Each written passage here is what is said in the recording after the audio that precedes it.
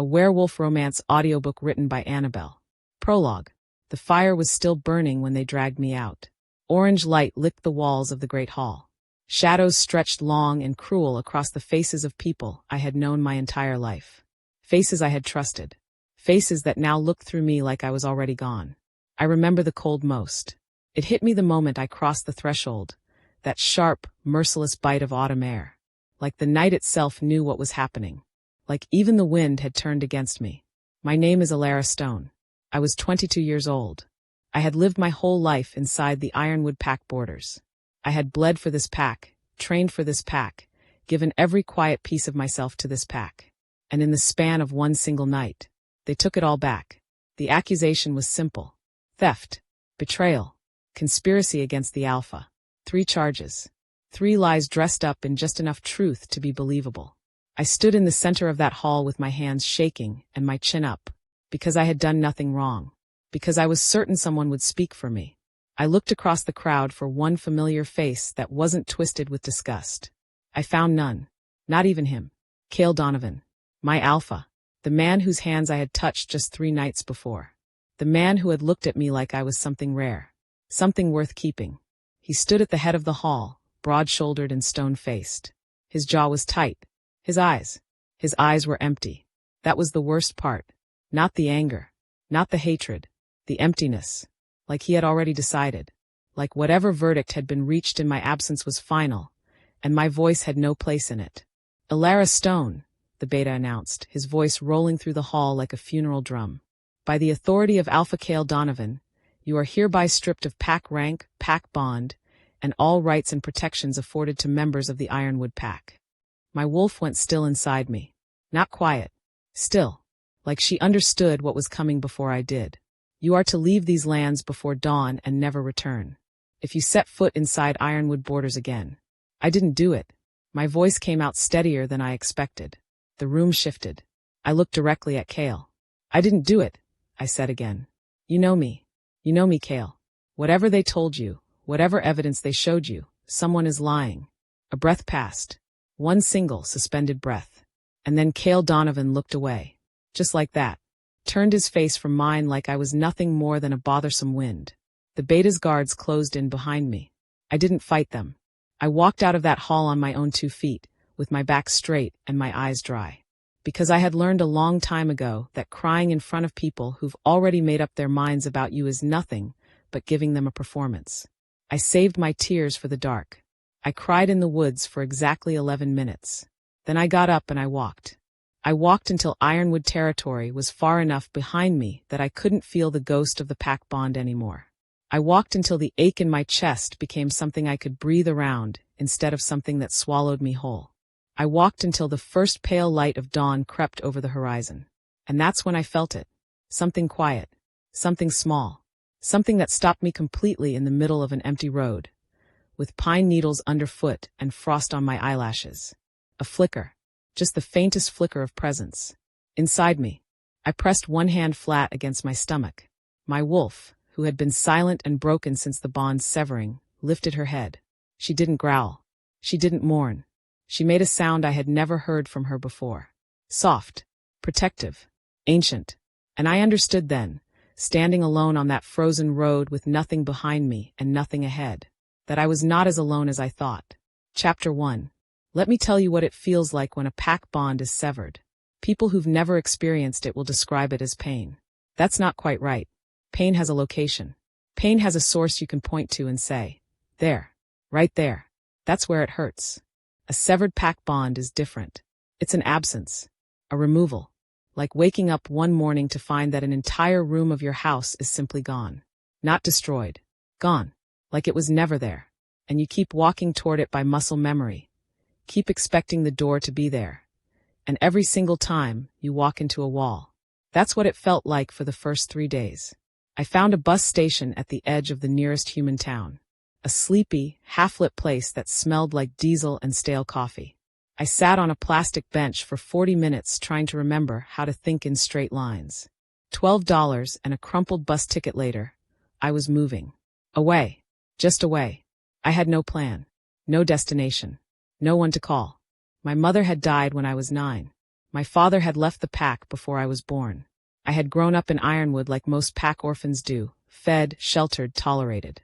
Never quite belonging, but always assuming that one day I would earn enough to matter. That worked out well for me. I almost laughed. The bus took me 3 hours north to a mid-sized city called Creston Falls. It had brick buildings and a river and a farmer's market on Sundays and absolutely zero supernatural presence that I could detect, which was exactly what I needed. I found a room above a laundromat on Birch Street. The landlord was a tired-looking woman named Mrs. Pell who asked for first month's rent and nothing else.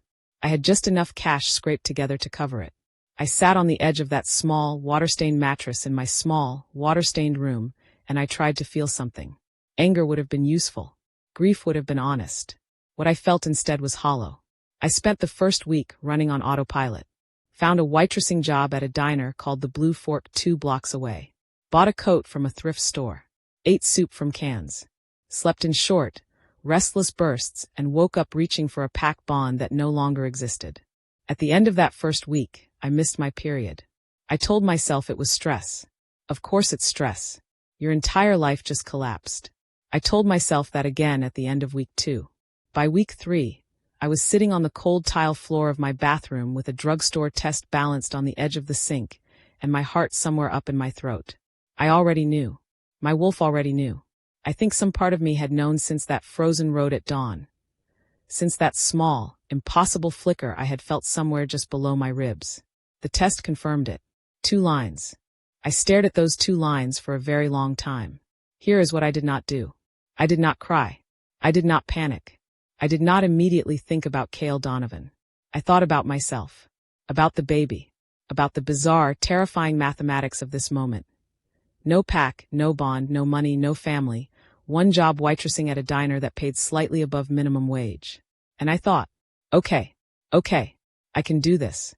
I don't know where that certainty came from. Maybe it was the wolf in me. That deep, primal drive that doesn't consult logic before deciding to survive. Maybe it was something else. Something harder. Something that had been forged in me over years of being overlooked and still showing up. I sat on that bathroom floor for 20 minutes. Then I got up, washed my face, went to my shift at the Blue Fork. And I made a decision so quietly it barely felt like a decision at all. I was never going back. Not for forgiveness. Not for justice. Not for the pack bond or the territory or the comfort of belonging. And not for Cale. He had looked away from me. He had looked away while his beta stripped everything from me, while his pack stood in silence, while I stood in that hall and told him the truth and he chose not to hear it. Whatever we had been to each other, whatever those 3 nights had meant, whatever softness I had believed I'd seen in him, it was not enough. It had never been enough. My child would never set foot in Ironwood. My child would never look up at a pack that would measure their worth and find them wanting. I pressed my hand flat to my still flat stomach, right there in the middle of the Blue Fork's cramped back hallway, apron still untied. Just you and me, I whispered. The flicker of presence inside me pulsed, warm and certain, like the tiniest heartbeat wrapped in wolf fire. I went out and took table 6's order and didn't think about Cale Donovan again. Not that night. Not the next night either. Well, almost. Chapter 2. Creston Falls turned out to be a surprisingly good place to disappear into. It was small enough that people were friendly without being intrusive. Large enough that one more young woman getting her footing didn't raise any eyebrows. The kind of town that minded its own business as long as you minded yours. I minded mine spectacularly. Margot Crane was the reason I survived the first year. She was a waitress at the Blue Fork, my age, with short dark hair, a laugh that could reorganize a room, and a no-nonsense quality that I recognized immediately as someone who had also learned to rely on nobody but herself. She figured out I was pregnant before I told her. I was at the sink in the back washing prep bowls, 3 months along, and I turned around and she was just standing there, arms folded, reading my face like a newspaper. How far along? I considered denying it. 12 weeks, I said instead. She nodded once, like this was a problem to be solved, and she was already calculating. Do you have anyone? No. Okay. She uncrossed her arms. You do now. Just like that. No questions about the father. No judgment about the circumstances. No dramatic performance of concern. Just a practical, matter-of-fact rearrangement of her life to make room for mine. I don't know how to explain what that meant to me. I had spent my entire life in a pack, surrounded by people, supposedly bound to them, and I had never once felt as seen as I did in that back kitchen by a human woman who barely knew me. Margot let me move in with her at month 5, when the stairs to my room above the laundromat became a problem. She had a 2-bedroom apartment above a bookshop on Meadow Lane with creaky floors and a kitchen that smelled permanently of cinnamon. I told her as much of the truth as I could. I told her I had been part of a very controlling community, up north. I told her I had been accused of something I didn't do and asked to leave. I told her the father didn't know about the baby and would not be in the picture. She accepted all of it. She never pushed. That is the kind of person Margot Crane is. My pregnancy was complicated in the way that werewolf pregnancies tend to be when the mother's bond has been forcibly severed. My wolf was intact. I could still shift, still feel the pull of the moon. But something in me was running on emergency power. I was exhausted in a way that sleep couldn't fix. My senses were sharper than normal, almost uncomfortably so. The baby moved early and strongly, little bursts of energy that sometimes woke me out of a dead sleep. A wolf doctor would have been ideal. I used a human OBGYN named Dr. Felicity Park, who was calm and thorough and asked no strange questions when some of my vitals fell outside normal ranges. I just told her I had a rare metabolic condition. She wrote it down and kept going. The pregnancy shaped me. That sounds strange, but there's no other way to say it. Something about carrying that life, knowing it was mine to protect, mine to build a world for. Something about that burned away the hollow feeling I'd been living with since Ironwood. Replaced it with something fierce. I took a second job during the day. Delivery route, mostly to businesses downtown. Between that and the diner, I built up savings in a way I never had before. I was meticulous. Every dollar had a purpose. I found books, not romance novels. Practical books. Parenting, child development, financial planning for single-income households. I read them with the same focused intensity one used to apply to pack combat training. And sometimes, not often, but sometimes, late at night when the apartment was quiet and Margot was asleep and the city was just a soft low hum outside the window, I thought about Cale. I thought about the way he'd smelled, wood smoke and pine and something dark and expensive underneath. I thought about the 3 nights we'd spent in his private quarters, talking until nearly dawn because neither of us wanted to stop. I thought about the way he'd held my face in his hands once, just once, like he was trying to memorize the shape of it. I thought about the moment in that hall when he turned away. And then I stopped thinking about him. Because thinking about him helped nothing. Because whatever he had been to me, he had chosen what he was.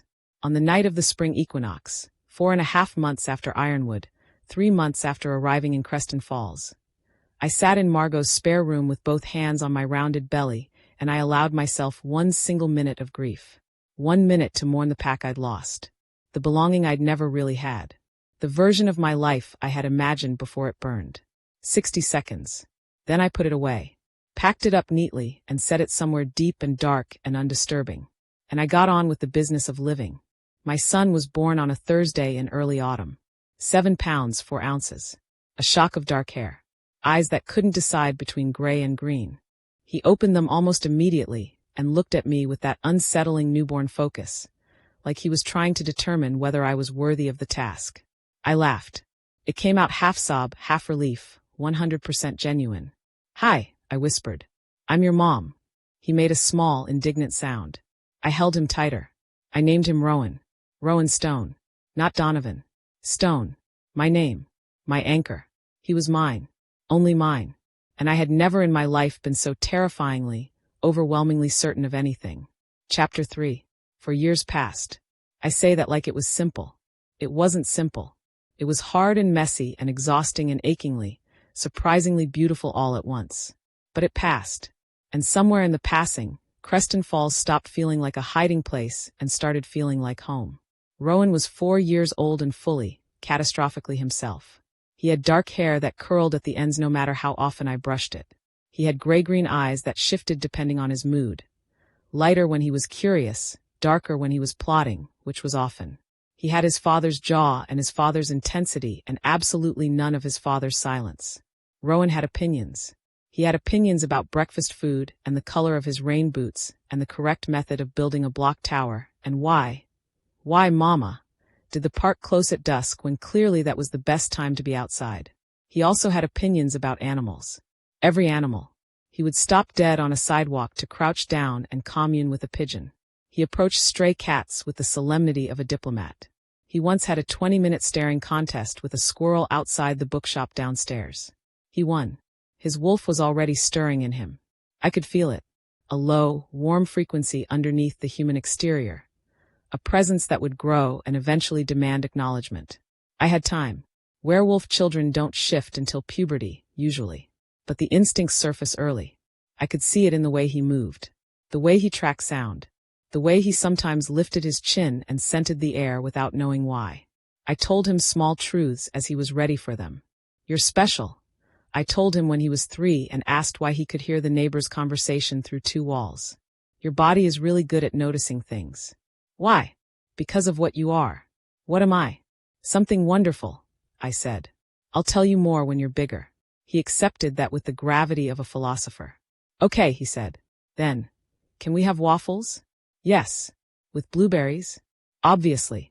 Margot was Rowan's unofficial aunt, godmother, best friend, and personal chaos co-conspirator. She had a gift with him that I still couldn't fully explain. Some kind of frequency they shared, all big laughter and high energy and a total willingness to make enormous messes in the kitchen. I had a small, clean life. It was not glamorous. I was a shift manager at the Blue Fork now, which paid better but demanded more. We had a 2-bedroom apartment. Our own place, just Rowan and me, a few streets from Margot. I had savings. I had a plan. I had a pediatrician and a preschool and a small garden plot Rowan, and I maintained with theatrical seriousness. I was happy.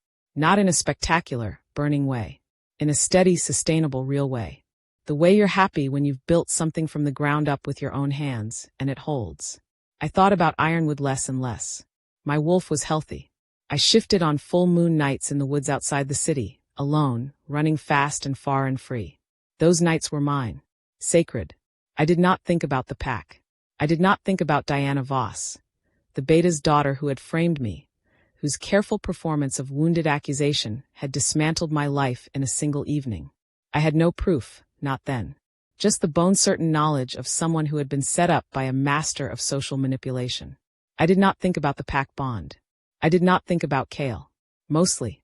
It was a Tuesday in October when everything changed. A Tuesday. An ordinary, unspectacular Tuesday. Rowan and I were walking home from preschool, his small hand in mine, his backpack bouncing with every step. He was telling me about a butterfly he had seen during outside time. Very important, very detailed information. And I was half listening and half running through my mental grocery list when I felt it. I stopped. Rowan looked up at me mid-sentence. Mama. I was still. The wind had shifted. And on it, faint, almost ghostly, but there. Wood smoke. Pine. Something dark and expensive underneath. My entire body went cold. No. My wolf was on her feet before I could reason with her, hackles raised, head low, vibrating with something between recognition and fury, and a terror I hadn't felt in 4 years. I looked down the street. Nothing. Just the ordinary Tuesday street. Autumn leaves, parked cars, a woman walking a dog, 2 kids on bikes. Nothing. Mama, your hand is cold. I looked down at Rowan. His gray-green eyes were looking up at me, curious and sharp, watching my face the way he always did when he was reading something he didn't have words for yet. I'm okay, I said. My voice was steady. Everything else was not. I picked up the pace. Got us home. Got Rowan settled with a snack and his crayons. Then I stood at the kitchen window and looked out at the quiet street below. I told myself it was nothing. I told myself my mind was playing tricks. That the wind carried scents from far away sometimes. That it meant nothing. That Ironwood was hours from here, and he had no reason to ever come here. My phone buzzed. Unknown number. I stared at it. It buzzed again. I picked it up. Hello. Silence on the other end. And then, after a long moment, a voice. Deep. Quiet. Like the rumble before thunder decides what direction to travel. Ilara. I hadn't heard that voice in 4 years. For years. My hand was shaking. Kale, I said. Just his name. And then I ended the call. Rowan looked up from his crayons. Mama, he said, tilting his head. Why do you smell scared? Chapter 4. I didn't sleep that night. I lay in the dark with Rowan's breathing coming soft and steady through the wall, and I stared at the ceiling, and I thought very carefully about every possible explanation for what had just happened. Maybe he'd found me by accident. Maybe someone had mentioned me in passing. Maybe pack trackers had been routine sweeping the region. Maybe it was nothing, a check-in, a loose end, something administrative and cold and impersonal. Maybe he didn't know about Rowan. He doesn't know about Rowan. That thought landed in my chest like a stone in still water, sending ripples out in every direction. He didn't know. I had made absolutely certain of that. No birth announcement. No hospital records under my real name. I had quietly changed my legal name to Alara Stone shortly after arriving in Creston Falls, which had been straightforward enough in the human world. Rowan's birth certificate listed his father as unknown. Unknown. I had written that word myself, in neat block letters, and I had not cried while doing it. Much. Cale Donovan had no trail to follow. Unless someone had helped him find one. I sat up at 2 a.m. and called Margot. She answered on the second ring, which meant she hadn't been sleeping either, which meant she had been lying awake waiting for me to call, which meant she knew me entirely too well. "Tell me," she said. He called. A long pause. "You're he. There's only one. Alara." Her voice sharpened. "How did he get your number?" "I don't know." "Does he know about?" "No." I said it fast and hard. "No. He doesn't know. Nobody knows. I need to keep it that way." Margot was quiet for a moment. I could hear her sitting up, sheets rustling, the small sounds of her thinking. "What are you going to do?" "Nothing," I said. "I'm going to do nothing." He called. I hung up. That's the end of it. "Alara, I'm not going back to Ironwood, Margot." "I know. I'm not having a conversation with him. I don't owe him a conversation. He made his choice. I made mine." "I know." Her voice was gentle. "I know all of that. I agree with all of that. Then why do you sound like you're about to say but?" "Because," she said carefully, "I've known you for 4 years, and I've never once heard you sound the way you sound right now. And I just want to make sure you know what you're dealing with." I said nothing. She continued. "If he found your number, he can find your address." The line went quiet. She was right. Of course she was right. I ended the call and sat in the dark for a long time, listening to Rowan breathe through the wall. He came to the diner. I don't know why I was surprised. It was the following Thursday, a week after the phone call. The morning shift was running smooth and ordinary. Lou behind the grill, Jenny at the register, the smell of bacon and coffee, and the comfortable noise of a busy kitchen. I was in the back reviewing invoices when I heard it. A shift in the room. That's the only way I can describe it. The sound of a busy diner doesn't go silent when something dangerous walks in. It just changes texture. The conversations don't stop, but they slow. There's a subtle frequency shift, human instinct responding to something their conscious minds don't recognize, but their bodies do. Predator. I set down my clipboard. I didn't need to walk out to the floor to know. I knew the way I knew thunder was coming before the sky changed. In the base of my spine, in the sudden sharp awareness of my own heartbeat, in the way my wolf rose instantly to her feet without needing an invitation. I walked out anyway, because hiding in the back was not something I was going to do. He was sitting in the corner booth. For years. And he looked exactly the same except for the way that he looked completely different. Same dark hair, same wide shoulders, same quality of absolute stillness that Cale Donovan carried everywhere like a second skin. But there were lines around his eyes now that I didn't remember. A tension in his jaw that looked like it had been living there long enough to become permanent. He was in civilian clothes. Dark jacket, dark jeans. No pack insignia. Nothing to identify him as what he was to anyone looking. Just a very large, very still, very dangerous-looking man sitting in a corner booth at the Blue Fork waiting for someone who very much did not want to see him. Our eyes met. He didn't move. I held his gaze for exactly 5 seconds. Long enough to communicate that I was not afraid, that I was not shaken, that I was a woman who had built something real from the wreckage he'd left behind, and I would not pretend otherwise. Then I walked over to his table. I did not tremble. My wolf was furious. "Good," I told her. "Stay angry. Anger is useful." I stopped at the edge of his table, order pad in hand. "I'm going to give you 30 seconds, I said, "to tell me how you found this place. And then I'm going to tell you to leave." Cale looked up at me. Up close, the changes were more visible. The lines weren't just tiredness, they were something heavier. something that hadn't been there at 26. His eyes were the same dark, unreadable gray, but there was something behind them now that I didn't recognize. Not emptiness. The opposite of emptiness. Something dense and constrained, like a fire that had been burning in an enclosed space for too long. I didn't come here to fight, he said. You don't get to decide that. His jaw tightened. Ilara. 30 seconds, I said. Starting now. He folded his hands on the table. A deliberate gesture. Control. Diana Voss confessed, he said. The words hit me like cold water. I kept my expression still. 6 months ago, he continued, voice low. She confessed to fabricating the evidence. The records she claimed you altered. She altered them herself.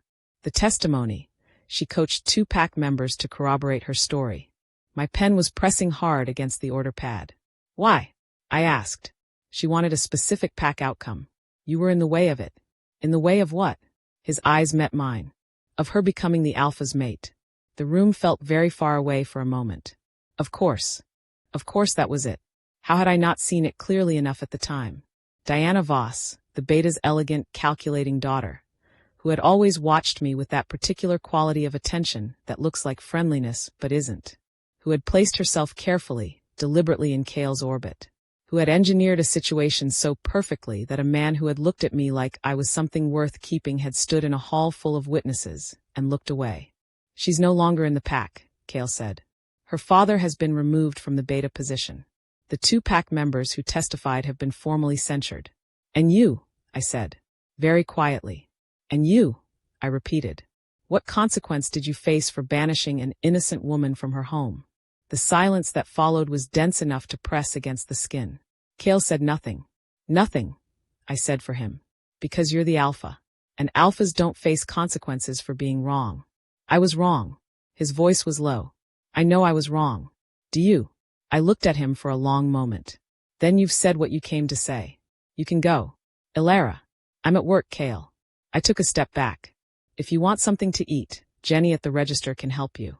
If you want anything else from me, I'm going to have to ask you to leave. I'm serious. I will call someone. The corner of his mouth moved fractionally. Not quite a smile. Something drier. You'd call a human police officer. I'd call Margot, actually, I said. She's meaner. He held my gaze. Then he stood. He was even bigger than I remembered.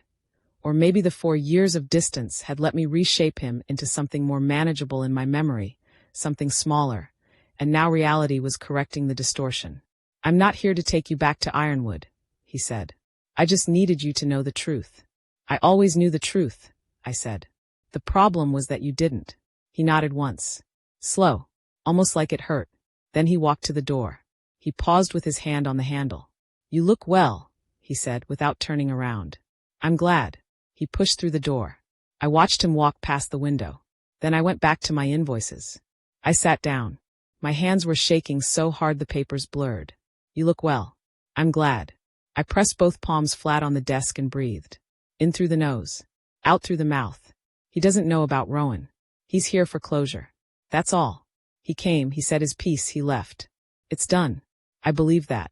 I almost believed that right up until 4 o'clock that afternoon, when I went to pick Rowan up from preschool, arriving a few minutes early the way I always did.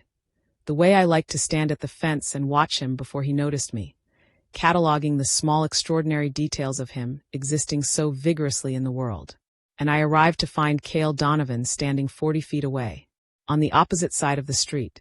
He wasn't looking at the school. He was looking at the child who had come barreling out the gate ahead of the other children.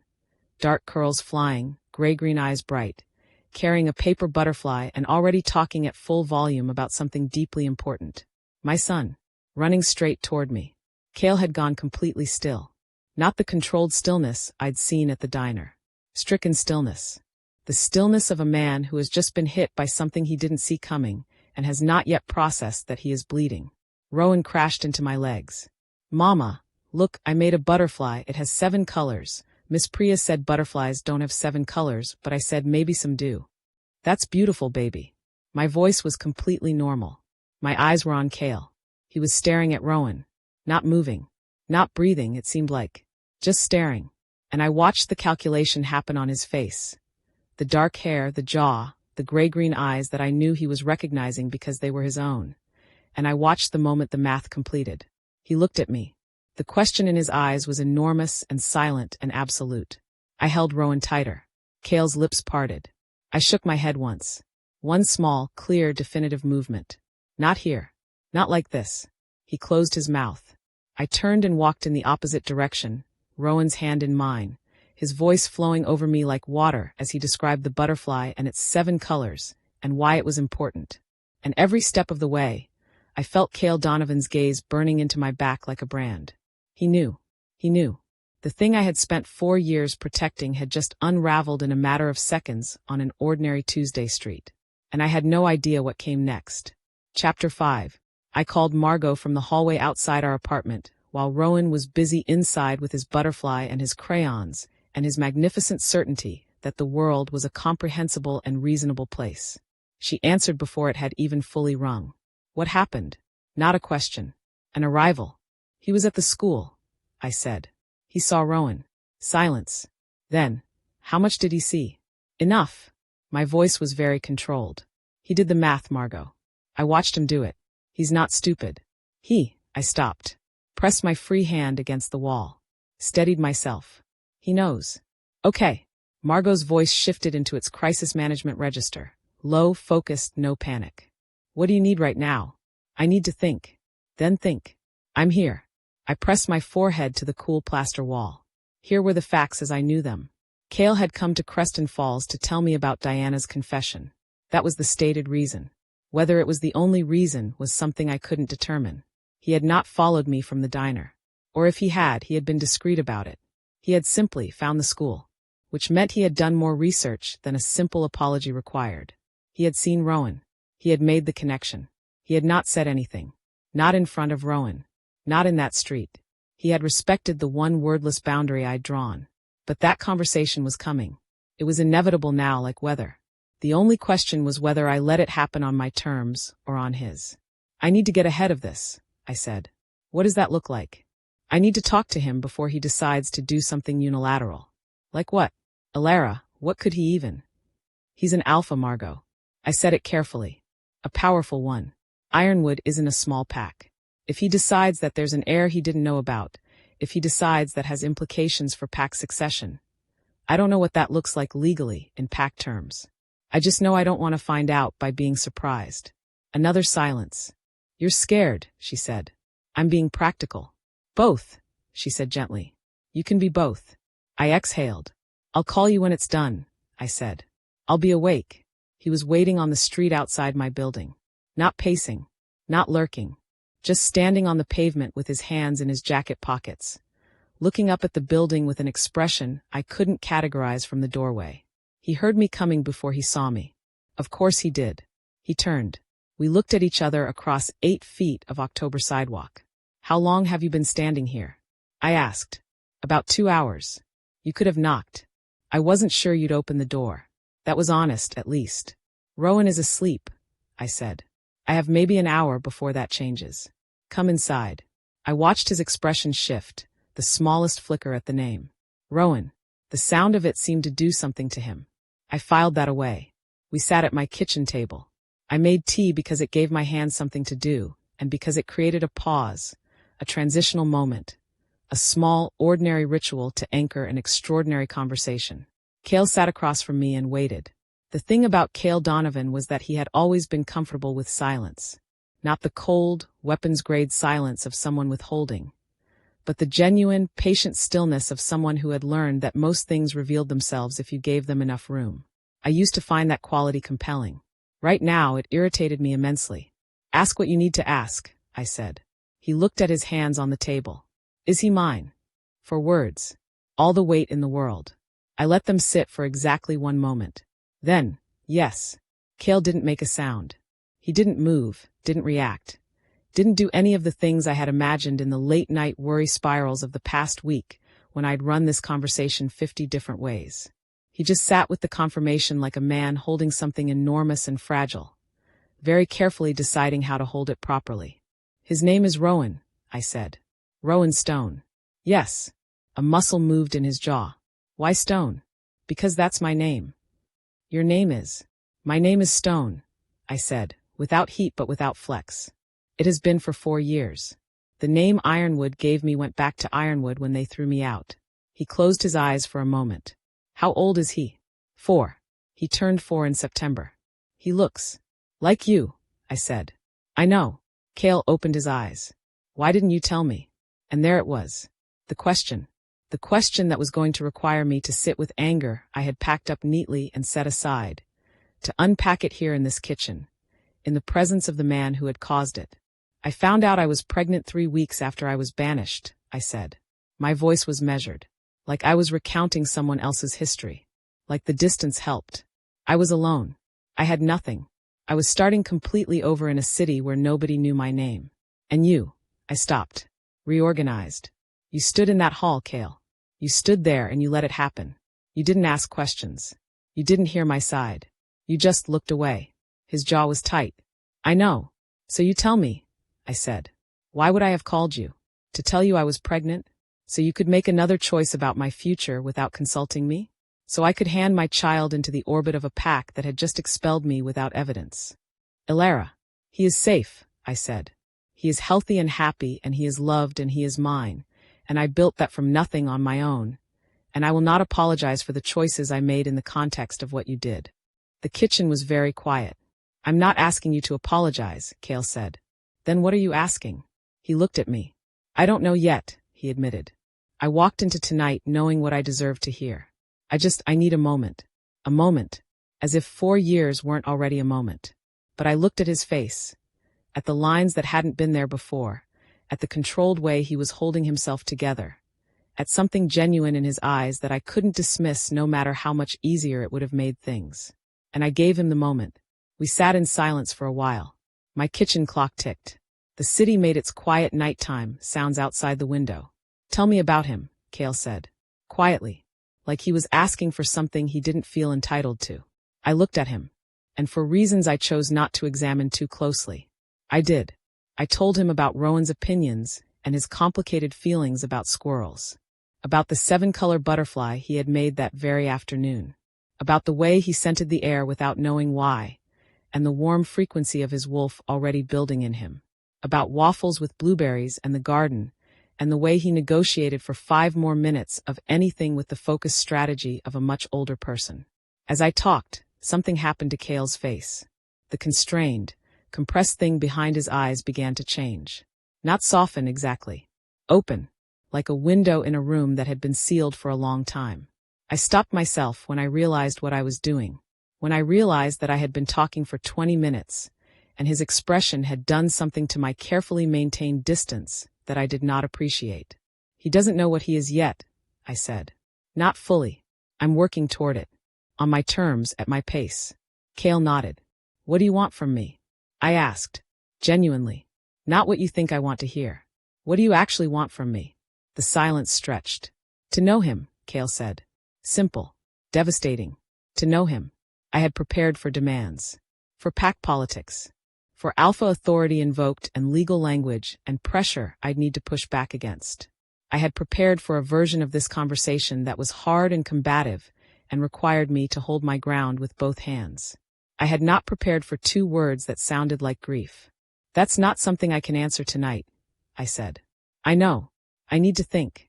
I need time, Cale. Okay. He stood. I'll be in the city for a few more days. When you're ready. He paused. If you're ready. He walked toward the door. Stopped. Ilara. What? He turned just slightly. Thank you, he said. For telling me the truth. For the things you built. He hesitated. He sounds extraordinary. He left. I sat at the kitchen table for a long time. Then I heard the small, sleepy patting of feet, and Rowan appeared in the doorway in his pajamas. Hair a chaos of dark curls, clutching his stuffed wolf by one ear. Mama. He blinked at me. Who was here? My heart performed an extremely complicated maneuver. A person from a long time ago, I said. Rowan considered this. Are they nice? I looked at the door. I'm still figuring that out, I said honestly. He nodded, satisfied with this, and climbed into my lap with the boneless confidence of a child who has never once doubted his welcome. I held him. Outside, somewhere in the city, Cale Donovan was walking through streets that didn't know his name, carrying the weight of a story he had only just been handed. And I was holding my son, trying to decide whether the answer to an impossible question was courage or caution, when my phone buzzed. Unknown number. Different from Kale's. I almost didn't answer. I almost didn't. But something, wolf instinct, bad timing, the particular cruelty of a universe with a dark sense of humor, made me pick up. Elara Stone. The voice was female, smooth and unhurried, and carrying underneath it something that made every hair on my body stand at attention. I think it's time we had a conversation. Before Kale does something we all regret. I stopped breathing. Who is this? A pause. Then, someone who knew about you long before Kale did. Someone who'd like very much to keep Rowan out of Ironwood's future. Ice. Absolute flooding ice. Someone, the voice continued, pleasant as a knife wrapped in silk, who also knows exactly where you live. Chapter 6. I put Rowan back to bed first. He protested with sleepy half measures. 5 more minutes, Mama, 5 more. But I tucked him in tight, smoothed his curls back, pressed a kiss to his forehead, and waited until his breathing evened out. Then I stood in the hallway with my back against his door and my phone in my hand. And I called the unknown number back. It rang 3 times.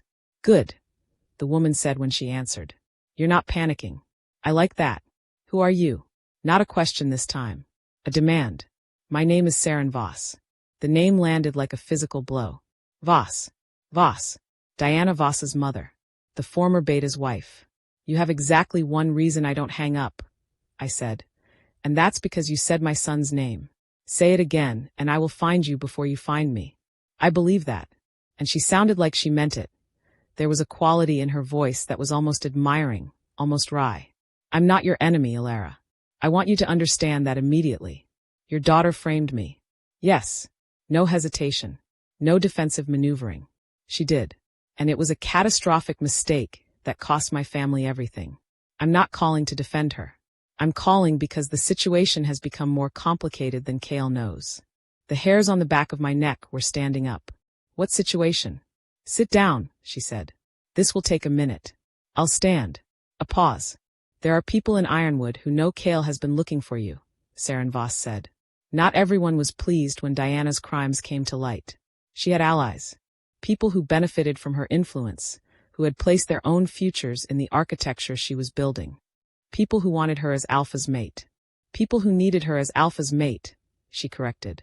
There's a faction in Ironwood, small but not small enough, who have been quietly positioning for a leadership change.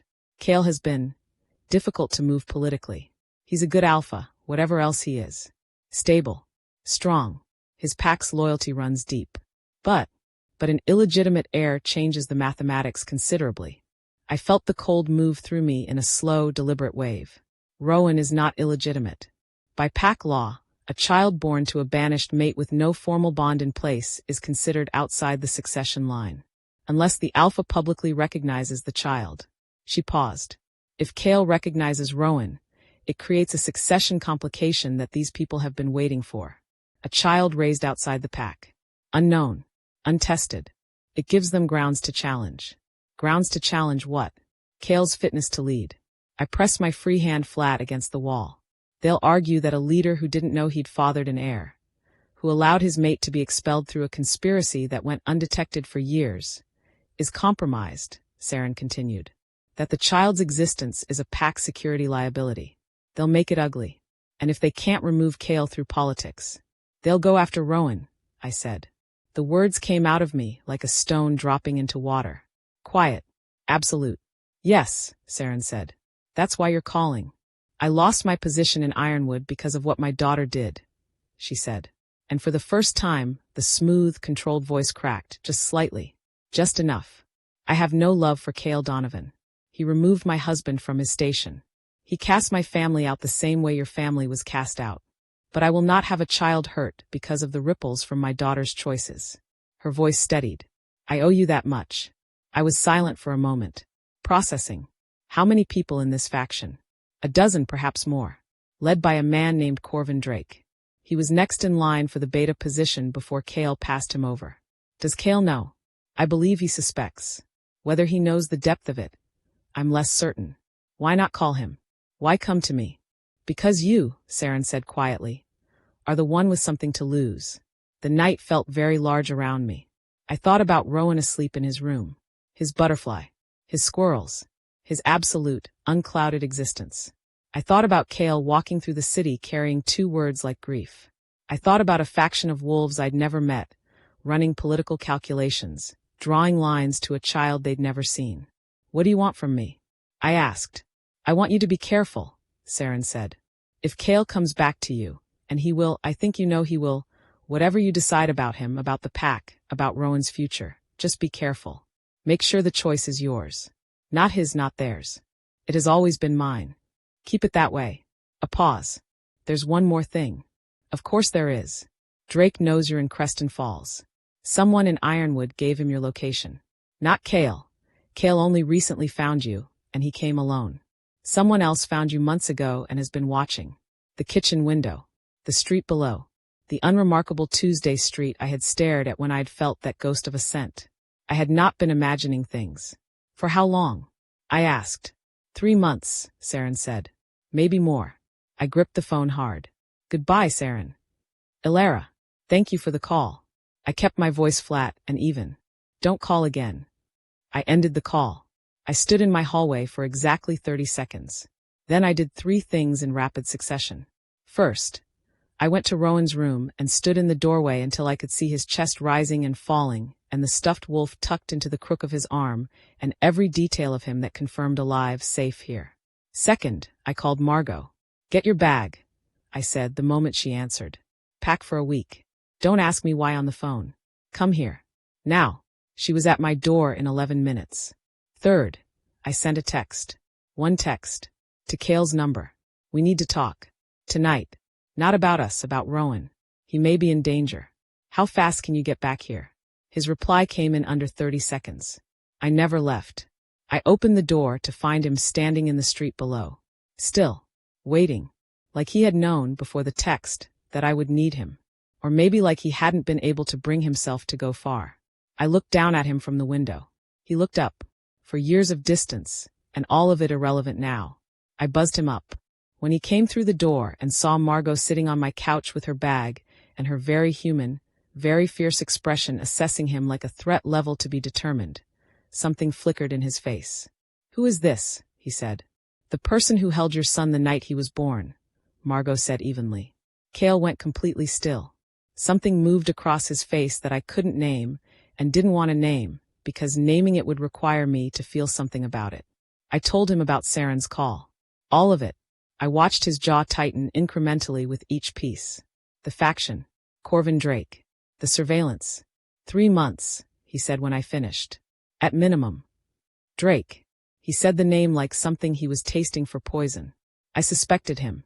I didn't have proof. Does that matter right now? No. He looked at me. No, it doesn't. His voice was controlled and deliberate, and underneath it was something that my wolf recognized. The alpha frequency, the deep territorial harmonic that meant mine to protect. And I hated that my body responded to it, hated the small, primal recognition that moved through me. What do you need from me? He asked. Not. Here is what we're going to do. Not. I'll handle it.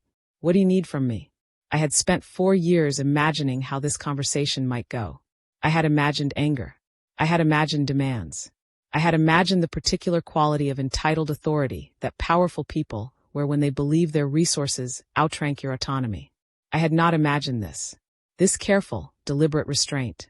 This man who was clearly accustomed to walking into rooms and determining outcomes. Choosing, instead, to wait on my answer. I need to know Rowan is safe, I said. And I need to make sure that whatever steps are taken to make that happen don't result in my son being pulled into pack politics he's too young to navigate. Agreed. And I need to be part of every decision. Not informed after the fact. Part of it. Agreed. I watched him. You're being very reasonable, I said. I'm trying, he said quietly, to earn back the right to be in this conversation at all. The kitchen was silent. Margot looked between us with an expression I was going to make her tell me about later. Okay, I said. 1 word. Small as a pebble. Large as a door opening. Then let's figure out what we're dealing with. From the back of the apartment came a small sound. Feet on the floor. The particular rhythm of a 4-year-old who has woken at an inopportune moment and is navigating darkness by confidence alone. The door opened. Rowan appeared. Pajamas. Curls. Stuffed wolf. The slightly imperial expression of someone who believes that waking in the night is entirely reasonable, and anyone present should acknowledge this. He looked at Margot, familiar, comfortable. He looked at me. Then he looked at Cale. His gray-green eyes, his father's eyes, studied the large, still, dark-jacketed man standing in his kitchen with the thoroughness of a scientist encountering a new specimen. Cale had gone absolutely motionless. Not the dangerous stillness from the diner. Something else. Something that looked, very much, like someone trying very hard not to frighten something precious. "Mama," Rowan said, without breaking eye contact with Cale. "Yes, baby. This man smells like the woods." A pause. "He does," I agreed. Rowan tilted his head. "Like our woods," he said. "The nighttime kind." My throat tightened. Cale made a sound. Low. Involuntary. Like something had broken loose in his chest without permission. Rowan crossed the room with 4-year-old certainty and stood directly in front of him, looking up. "I'm Rowan," he said. Cale lowered himself to one knee. And for the first time since I'd known Cale Donovan, since the Alpha of Ironwood, the man who commanded a room by walking into it, who wore authority like a second skin, he looked utterly undone. "Hi, Rowan," he said. His voice was barely above a whisper. "My name is Cale." Rowan considered him. "You have the same eyes as me," he observed. Cale's jaw moved. "Yeah," he said. "I do." Rowan nodded, satisfied, as if this confirmed a theory. Then he held out his stuffed wolf. "This is Wolf," he said. "You can hold him if you want. He helps when you look sad." The silence that followed was one of the most profound I have ever lived inside. Cale reached out, slowly, carefully, and took the offered wolf in both hands. He held it. His hands were shaking. I looked away, because some things are too enormous for witnesses. Chapter 7. I let Cale stay that night. Not for romantic reasons. Not for sentimental ones. Because Saren Voss had told me there were wolves who had been watching my building for 3 months, and I had a 4-year-old asleep 10 feet from the front door. And Cale Donovan was the most dangerous thing I currently had access to. Practical. Purely practical. He slept on the couch with his jacket folded under his head and his body angled toward the door the way predators sleep. Never fully off, never fully under, one layer of consciousness always monitoring the perimeter. I had forgotten that about him. How even in stillness, he was alert. I did not sleep much. I lay in my room and listened to the city and thought about everything at once. Rowan, Drake, the faction, the phone call, the way Cale had held that stuffed wolf in shaking hands. And I told myself very sternly that the last item on that list was irrelevant. My wolf disagreed. She had been unusually quiet for the past several hours, which was somehow more alarming than if she'd been loud. It was the quiet of an animal that has made up her mind about something and is simply waiting for me to catch up. "Don't," I told her. She looked at me with ancient, patient eyes. "He's Rowan's father. That's all." She was unimpressed with this argument. I gave up trying to sleep at 5 in the morning and went to make coffee. Cale was already awake. Of course he was. He was sitting at my kitchen table with both hands wrapped around a mug. He'd found the coffee maker, found the mugs, made a full pot without making a sound. And he was looking at the window with the expression of a man running very complicated calculations. He looked up when I came in.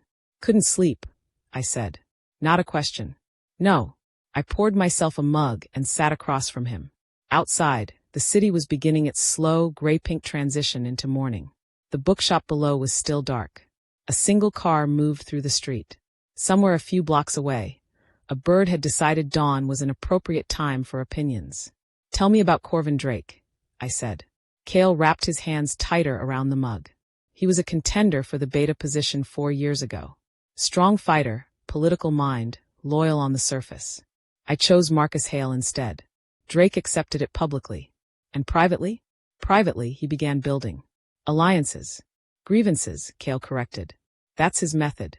He finds people who feel overlooked, undervalued, passed by. He cultivates them, gives their resentment a shape and a direction. Smart. Very. His jaw was tight. He and Diana were never close, but they had aligned interests. Her position as my mate would have given Drake access to influence he couldn't otherwise reach. So when she was exposed, he lost his primary route to the inside. Cale nodded. But he didn't stop. He just restructured. And apparently he found something more valuable than an inside contact. I looked at him over my mug. He found leverage, I said. He found you. Kale's voice was flat. A banished mate. An unknown heir. For years of decisions I made in ignorance. That's not just leverage, that's a dismantling argument. He's going to use Rowan against you. He's going to try. The alpha frequency was under every word now. That low, resonant certainty. Not arrogance. Precision. I won't let him. How? I need to understand how much he knows first. What he has, what he's planning, who he has inside the pack feeding him information. He looked at me. My beta, Marcus, has been running a quiet internal assessment. He called me last night while you were putting Rowan back to bed. Drake has been more active in the last 2 weeks. Since you started looking for me. Most likely. Which means someone in your inner circle told him you were looking. Kale's expression didn't change. But something underneath it did, a small, controlled tightening. The specific pain of a person who has just confirmed a suspicion they were hoping was wrong. Yes, he said. Who do you trust? I asked. Marcus. Completely. He paused. A handful of others. Less completely. I wrapped both hands around my mug and thought. What's his timeline? I asked. Drake. How long before he makes a move? If he knows I've found Rowan, probably faster than he originally planned. His entire argument depends on framing me as compromised before I can formally recognize Rowan and control the narrative myself. Formally recognize Rowan. The words landed in my chest with a particular weight. I understood what they meant in pack terms. A formal recognition wasn't just an acknowledgement. It was a declaration. It bound Rowan to Ironwood by blood and law and alpha authority. It gave him rights, protections, succession standing. It also made him a target. It also put him on a map that every power-hungry wolf in Ironwood could see.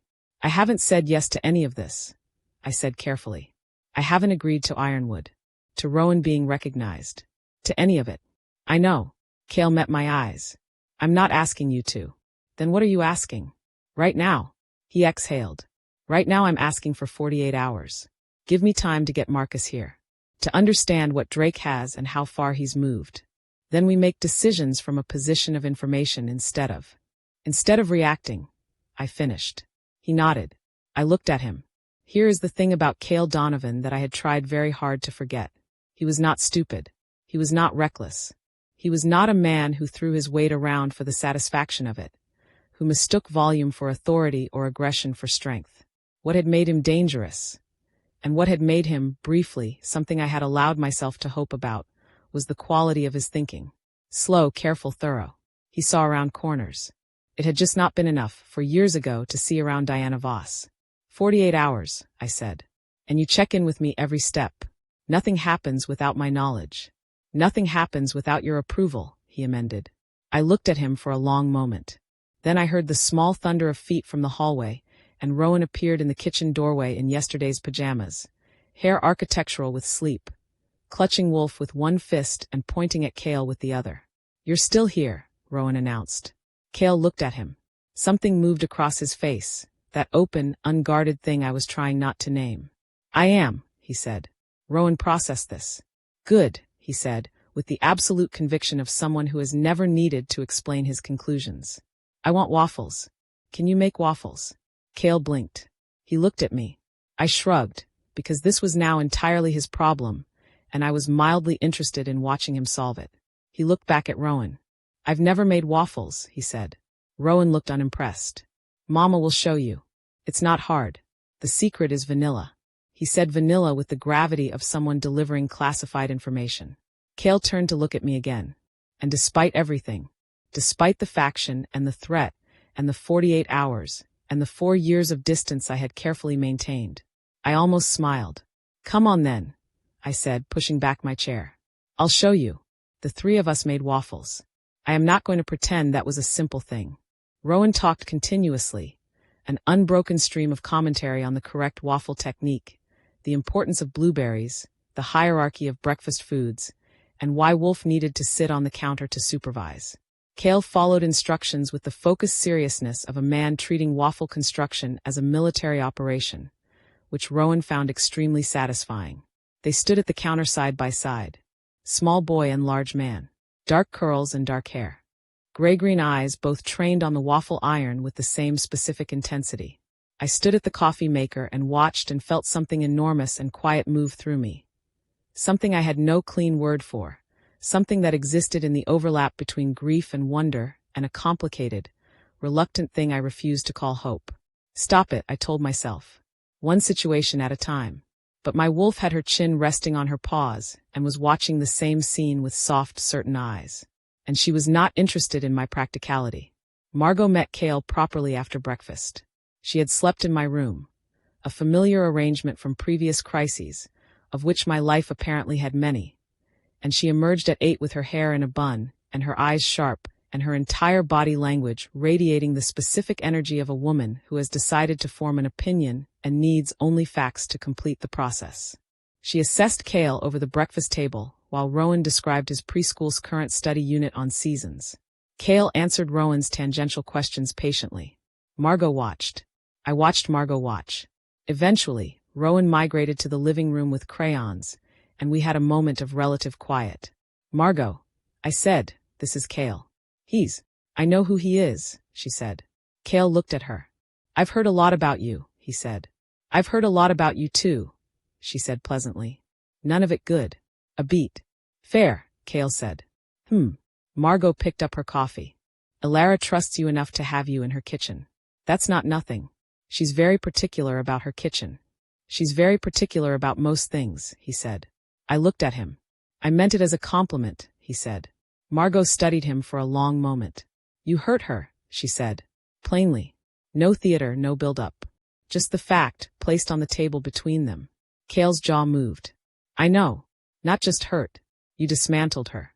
And she rebuilt herself from absolutely nothing, with a baby on the way, in a strange city with no support. And she did it so well that most days I forget how hard it was. Margot's voice was completely even. I need you to understand the size of what you're walking back into. The kitchen was very quiet. I understand it, Kale said. Do you? No, he said after a moment. Probably not completely. But I'd like to. Margot looked at him for a long time. Then she picked up a waffle from the plate. These are actually really good, she said. Rowan taught me. She took a bite. Don't mess this up. It was the most concise ultimatum I had ever witnessed. At 9:30, while Margot took Rowan to the bookshop downstairs, a Saturday ritual he loved with near-religious devotion, Kale called Marcus Hale. I sat at the table and listened. The conversation was short and coded in the way pack communication tends to be, layered with context and shorthand that outsiders couldn't follow, full of implications that lived in inflection rather than words. But I caught enough. Drake had moved. Not fully, not yet. But he had requested a formal pack assembly for the following Friday, a political mechanism in Ironwood that allowed any senior pack member to raise a matter of pack security before the council. He's going to use the assembly to make his move, I said when Kale ended the call. Yes. How long until Marcus gets here? Tonight. He's driving. And Drake, if he knows Rowan exists. He knows, Kale said. If he had watchers on your building, he knows. He's known longer than I have. His voice tightened fractionally on that, which means he's had more time to plan around it. What does his plan actually look like? Walk me through it. Kale was quiet for a moment. Organizing. He calls the assembly, he said. He presents what he knows. That I've been conducting an unauthorized personal search using pack resources. That I've located an expelled pack member. That a child exists who has never been vetted, never been tested, has no standing in pack law, but whose blood creates a succession question. He paused. He frames it as a governance crisis. Alpha compromised by personal entanglement. Child of unknown allegiance introduced to the pack bloodline without council oversight. He makes Rowan sound like a threat, I said. He makes Rowan sound like a liability. Kale's jaw was hard. And me sound like a man who can't think past his personal failures. Can you counter it? With what Marcus is bringing, yes. Partially. He met my eyes. But the strongest counter isn't information. It's a narrative. I held his gaze. What narrative? I said. Though I already felt where this was heading. Kale's hands were flat on the table. An alpha who made a catastrophic mistake and corrected it, he said. Who found the woman he wronged. Who acknowledged his son. Who is bringing them home. Not as a political necessity, but as a personal one. Bringing them home. The words sat in the air between us. I was shaking my head before he finished speaking. No, I said. Elara. No. I kept my voice level. You don't get to use my son as a counter-narrative. You don't get to take 4 years of my choices and reframe them as part of your redemption arc. That's not what I'm. It's exactly what you're describing. I stood up, not dramatically, just because I needed the space of standing. You want me to come back to Ironwood. You want to present Rowan as the Alpha's recognized heir, me as the wronged mate returned. The whole story repackaged into something that shores up your position. It would also protect Rowan, he said. Don't. It would, he said steadily. I need you to hear that separately from everything else. Drake's threat to Rowan is real, and the most effective protection I can offer is formal recognition within pack law. That's a fact, Alara. Separate from politics, separate from us. It's a fact. I stood at the window. Below, through the bookshop glass, I could see Rowan's dark curls as he stood at the children's section, pulling books from the shelf with focused curation. Alive. Safe. Unaware. I thought about a faction of wolves I'd never met drawing lines to him. I thought about the word liability in someone else's mouth. I thought about how I had built this small, clean life specifically to keep him out of exactly this kind of storm. And the storm had found us anyway. I need to think, I said. Of course. And I need you to understand that my answer might still be no. Even knowing the risk. Your choice, he said. Always. I turned to look at him. He was watching me with something open and complicated in his face. Something that looked like a man who has stopped trying to manage the outcome and is simply waiting, genuinely waiting, for a verdict he doesn't feel he has the right to influence. Why did you start looking for me? I asked. He frowned slightly. Diana confessed. I told you. 6 months ago she confessed, I said. Why did you take 6 months to come? The question settled. Cale was quiet. Because I was afraid, he said. I had not expected that. Not from him. Not so directly. Afraid of what? He looked at his hands. That you'd built something good, he said. And that seeing it would mean understanding exactly what I'd cost you. He looked up. And that you'd be right to never want to see me again. And that I deserved to live with that. The kitchen was silent for a long time. What changed your mind? I asked quietly. Rowan changed my mind, he said. I didn't know about Rowan. But even before I knew, there was something about knowing you were out there, and that I'd done what I'd done, and that I hadn't even tried to say it to your face. He shook his head. Cowardice isn't something I tolerate in others. I shouldn't have tolerated it in myself. I looked at him. I did not forgive him. Not then. Forgiveness isn't a single moment. I know that. It's a direction, not a destination. Something you choose repeatedly, on ordinary days, when the anger resurfaces and you decide again, not to let it become you. But something in me, something that had been pulled taut and hard for 4 years, loosened. Just slightly. Just enough to breathe around. Think about Ironwood, he said. That's all I'm asking. Just think. I nodded once. Outside, I heard the bookshop bell ring. Rowan's voice came up through the floor. High and delighted, already telling Margot about whichever book had won his particular approval. I pressed my hand to my chest for just a moment. Then I went to make more coffee. Chapter 8. Marcus Hale arrived at 7 that evening. He was younger than I'd imagined. Early 30s, lean, with careful eyes and the kind of quietness that isn't shyness but something more deliberate. He shook my hand and said, I've heard a great deal about you, in a tone that meant he was choosing those words specifically. He had driven 8 hours with a folder full of information about Corvin Drake. We sat at the kitchen table after Rowan was in bed. Me, Cale, Marcus, and Margot, who had point-blank refused to leave, and whom I didn't argue with because she was a resource I intended to keep. Marcus opened the folder. I will tell you what we learned. Drake had been building his case for 7 months. Before Diana's confession, before any of this became public, he had been quietly gathering a dossier on Cale's leadership decisions. The banishment, the Diana situation, the internal council votes where Cale had overridden consensus. Everything framed as a pattern of unilateral, unchecked authority. Diana's confession had not derailed him. It had accelerated him. Because now he could add. An alpha so easily manipulated by personal relationships that a beta's daughter nearly destroyed his judgment. An alpha who expelled an innocent woman, his own mate, because he didn't ask enough questions. How can we trust this man's judgment on anything? He's been recruiting, Marcus said, pushing a page across the table. These are the pack members we've identified as aligned with him. 13 confirmed. Possibly 6 more. I studied the page. How big is Ironwood? I asked. 243 active members, Marcus said. So roughly 8%. 8% who are vocal, he said. The danger isn't their number. It's that they're strategically placed. 3 of them are on the pack council.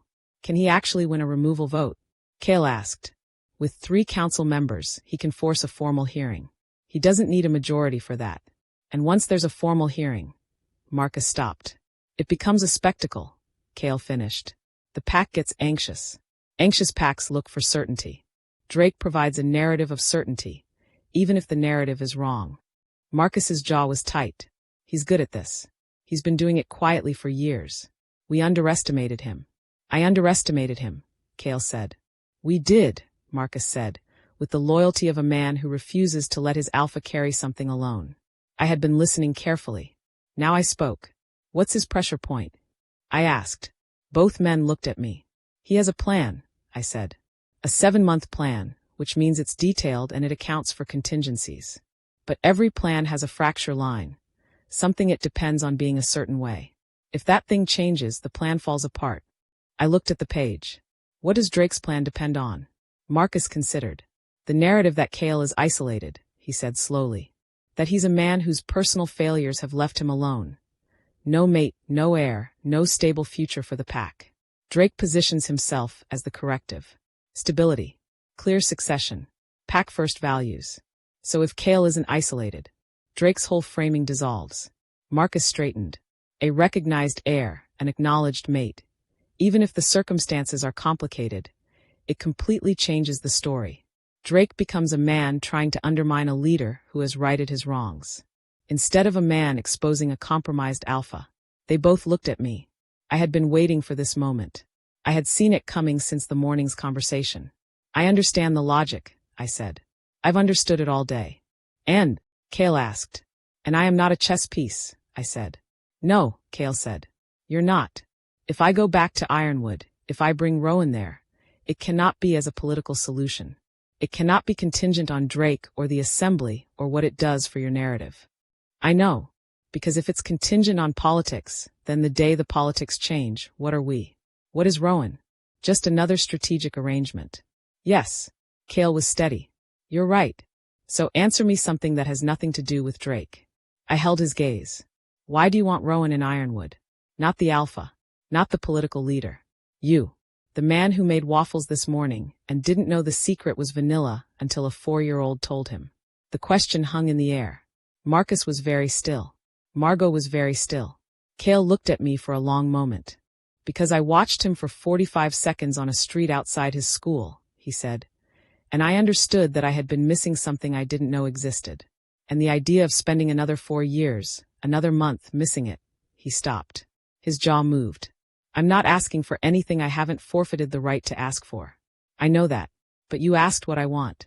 And what I want is to know my son. And 2. Another stop. Longer this time. To what? I said. Quietly. To give you what I should have 4 years ago, he said.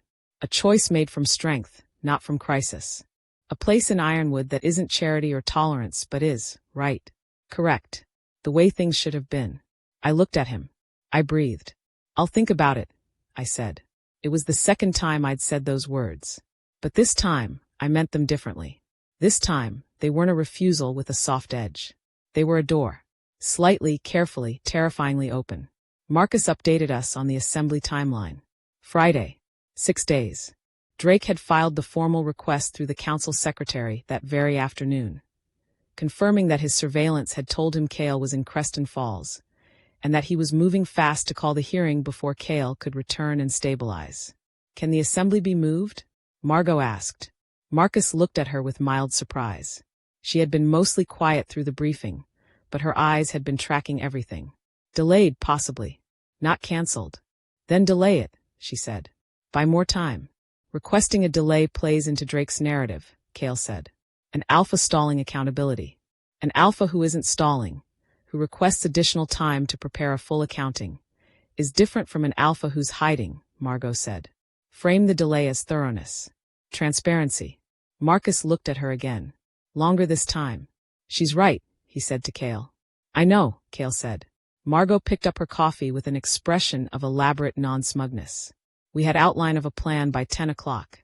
Marcus would return to Ironwood ahead of us to begin managing the internal narrative, beginning the quiet work of mobilizing the majority of the pack who were loyal but passive, who needed only a signal from someone they trusted to activate. Cale would follow within 2 days. And me and Rowan. That was the question that lived in the room like a held breath. I didn't answer it that night. I went to bed and I lay in the dark and I thought about my small, clean life, about what I had built and what it cost and what it was worth. I thought about Rowan describing Cale's scent, like our woods, the nighttime kind, with the absolute, uncomplicated certainty of a child whose instincts hadn't yet learned to be frightened of themselves. I thought about a faction of wolves who saw my son as a liability. I thought about the word home, how it had once meant Ironwood, how it had then meant this city, this apartment, this bookshop and this diner and Margot's laugh and our little garden plot, how I had learned, slowly, painfully, that home was not a place that gave itself to you. It was something you built, with your own hands, from whatever materials were available. It was Rowan who decided it, not me. I want to be clear about that. It was not Cale's words or Marcus's logic or Saren Voss's warning or my wolf's patient certainty. It was Rowan, at 7:30 the next morning. Cale was on the couch again. He had offered to find a hotel. I had said the couch was fine with a casualness that I refused to examine. And I came out of my room to find them in the living room. Rowan was sitting cross-legged on the coffee table. Cale was on the floor, his back against the couch, looking up at Rowan with an expression that I had to look away from. They were having a conversation. I stood in the hallway and listened. And what do the other wolves do? Rowan was asking. They run together, Cale said. Through the forest. At night mostly when the moon is big. In a pack. In a pack. Do they have waffles? A pause. Probably not often enough, Cale said. Rowan nodded solemnly. They should have more waffles. A pause. Are there kids? In the pack? Yes. Lots of kids. Do they know what they are? They do, Cale said. When they're ready. Older than you usually. Their parents tell them. Rowan looked down at his wolf. Mama says I'm something wonderful, he said. She said she'd tell me more when I'm bigger. He looked back at Cale. Do you know what I am? The question was so simple and so vast. I pressed my hand to my mouth. Cale was quiet for a moment. Yes, he said. Are you going to tell me? That's your mama's story to tell, he said. When she's ready. When you're ready. Rowan considered this. Are you the same as me? Yes, Cale said. I am. Is that why you smell like the woods? That's why. Rowan nodded. Something settled in him. A visible, physical thing. A small tension releasing from his small shoulders. Okay, he said. I thought so. And then he climbed down from the coffee table and picked up his crayons and went about the business of drawing something highly complicated. And Cale watched him with an expression that cracked something open in me. Because it was the expression of a man who has just been given something he didn't believe he deserved. And received it anyway. I went back to my room. I sat on my bed. And I made my decision. I came out 20 minutes later. Rowan was still drawing. Cale looked up when I appeared. I have conditions, I said. He stood. I'm listening. Rowan's introduction to Ironwood happens on my timeline and in my way. Nobody presents him to the pack as a political resolution. He's a child, not a symbol. Agreed. I have my own standing in the pack. Not as your mate. Not as an accessory to your leadership. My own. If I come back, it's as a Lara Stone, with full member rights reinstated independently. I'll make it happen. And Drake. I met his eyes. Whatever is done about Drake, I want to know. Not after. During. I'm not navigating this blind. You won't. I breathed. And there's one more thing. Name it. You don't get to do this gradually, I said. You don't get to ease back in and hedge and keep options open. If Rowan starts calling you, if he starts looking for you when you're not there, you have to be someone he can count on. Completely. Not an alpha with a schedule. A father. Something moved through Cale's face. Enormous and quiet. I understand, he said. I would never. You've made choices before that you never thought you'd make, I said. Not cruelly. Just honestly. So would you. Completely. The word landed between us. He held my gaze. Completely, he said. He meant it. I could feel that he meant it. Not just in the words, not just in the expression, but in the alpha frequency underneath. The resonant thing that my wolf had always been able to read like a compass. He meant it. I nodded once. Then we go to Ironwood, I said. And then Rowan looked up from his drawing. He had clearly been listening. Of course he had been listening. Werewolf hearing, even at 4, is not a thing you can work around. Are we going to the woods? He asked. Yes, baby, I said. The forest. He picked up a green crayon. Good, he said. I want to see the wolves. Chapter 9. I packed in 2 hours. Not everything. Not yet. This wasn't a permanent migration. I was smart enough not to frame it as one. Not even privately. It was an advance. A reconnaissance. I would take what Rowan and I needed for 2 weeks, and I would keep the apartment. I would keep the option of coming back. I told Mrs. Pell downstairs that I needed a few weeks away. I told my manager at the Blue Fork, Jamie, who owed me approximately 40 unclaimed favors, that I was taking emergency leave. Margot stood in my doorway and watched me pack with an expression she was trying very hard to keep neutral. You're coming back, she said. Yes. Say it like you mean it. I looked at her. I'm coming back, I said. One way or another, Margot. I will always come back here. This is ours. Her jaw moved. Okay, she said. Good. She crossed her arms. That man better be as different as he seems. So far he's made waffles and cried at a stuffed animal. That's a decent start. I know. She hugged me. Long and tight, and the way that people hug when they're aware of distance. Call me every day, she said into my shoulder. Every day. She pulled back and crouched down to Rowan's level. You be good, she told him. I'm always good, he said with his father's absolute certainty. She kissed the top of his head. You are, she agreed. The best kind of good. We drove. Cale at the wheel of a dark SUV, me in the passenger seat, Rowan in the back with Wolf and 3 picture books and a thermos of apple juice that he treated as a logistical challenge to open without spilling, which kept him occupied for a satisfying 40 minutes. The landscape changed as we traveled. Creston Falls gave way to highway. Highway gave way to smaller roads. Smaller roads gave way to the particular quality of countryside that exists when you're approaching wolf territory. The density of forest increasing, the human presence thinning, the air beginning to carry something older and quieter and more alive. My wolf noticed every kilometer. She wasn't afraid. She was alert, different, like returning to a place you'd been told you were never allowed to go back to and finding that the door was open. Rowan fell asleep around the 2nd hour, tipped sideways against Wolf, mouth slightly open, entirely unconscious with the magnificent abandon of children who trust completely in the structures that surround them. We drove in quiet. Not uncomfortable quiet. The kind that 2 people fall into when they have said the necessary things and are now simply coexisting, letting the road do the talking. Cale broke it first. How did you do it? He asked. Practically. When you first arrived. I looked at the passing trees. Bus ticket and $12, I said. Mrs. Pell charged me 1 month's rent and asked nothing else. I found the Blue Fork 2 blocks away. The first week was. I stopped. Considered honesty. Chose it. The first week was very hard. The second week was hard. It got easier slowly and then quite suddenly. The pack bond, he said. Yes. I looked at my hands. When it severs involuntarily, I searched for words. It's like a room that's just been removed. You keep walking toward it. You keep expecting it to be there. His hands tightened on the wheel. Small. Controlled. I felt it too, he said. I looked at him. The severance, he said. It goes both directions. I don't know if you knew that. I hadn't. Or if I had known, I'd buried it too deep to access. What did it feel like? I asked. Like something was wrong that I couldn't name, he said. I told myself it was the circumstances. Diana. The council. The politics of it. I told myself the discomfort was guilt, or fallout, or the specific heaviness of having made a bad decision. He was quiet for a moment. It wasn't any of those things. No, I said. It was you, he said. It was the space where you'd been. The road moved under us. Cale. Yes. I need you to understand something clearly.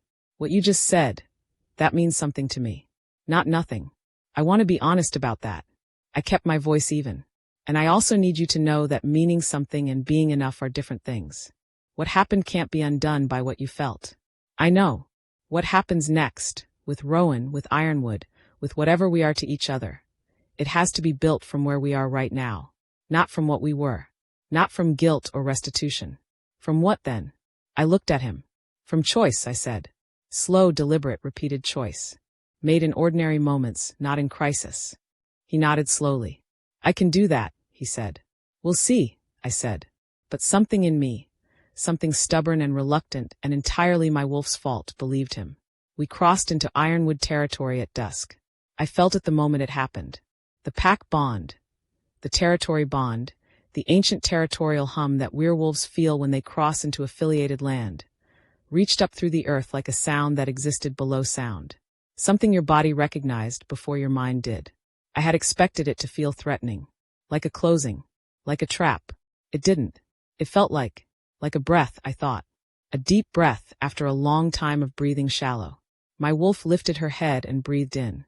Pine and earth, and the specific frequency of a place that remembered her. The sky was turning rose and purple above the trees when we came down the road toward the Ironwood main settlement. A cluster of buildings that existed in the comfortable border between civilization and wild, human-constructed enough to function, organic enough to breathe. I had not seen it in 4 years. It looked the same. Of course it looked the same. That's one of the strange, specific griefs of exile. The world keeps going without you. Keeps being exactly the same while you are entirely changed. Pack members were moving through the early evening, gathering, returning from the day's work. A few stopped and stared when the SUV came down the main road. I watched their faces cycling through recognition and surprise and something more complicated. Some of them had believed Diana's accusation. Some of them had stood in that hall. Some of them had watched me walk out. My jaw was tight. Back straight, I told myself. Eyes forward. You are not returning in shame. A knock on my window. I turned. Marcus Hale stood outside the car, having apparently driven through the night, and arrived ahead of us as planned. He made a small gesture. Something was happening.